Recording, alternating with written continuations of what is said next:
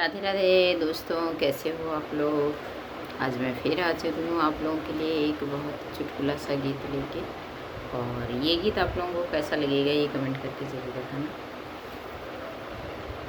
गैली बाजारे करौना खरी लैली, गैली बाजारे करौना किनी लैली। करौना बड़ा मीठ राजा खाई के तू देखा। करौना बड़ा मीठ राजा खाई के तू देखा। जब मोरे राजा करौना खाए बैठे, जब मोरे राजा करौना खाए बैठे। करौना बड़ा तीतरानी खाई के तू देखा। करौना बड़ा तीतरानी खाई के तू देखा। करौना बड़ा मीठ राजा खाई के तू देखा।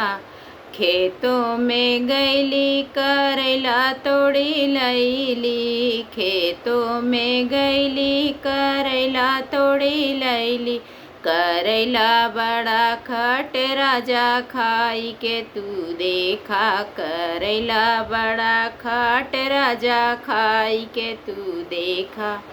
जब मोरे राजा करेला खाए बैठे, जब मोरे राजा करेला खाए बैठे। करेला बड़ा मीठ रानी खाई के तू देखा। करौना बड़ा मीठ रानी खाई के तू देखा।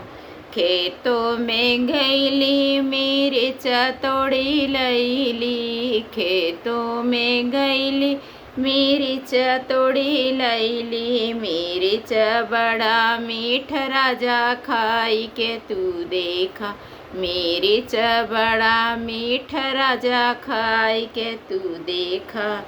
जब मोरे राजा मिर्च खाए बैठे, जब मोरे राजा मिर्च खाए बैठे। मिर्च बड़ी तीतरानी खाई के तू देखा।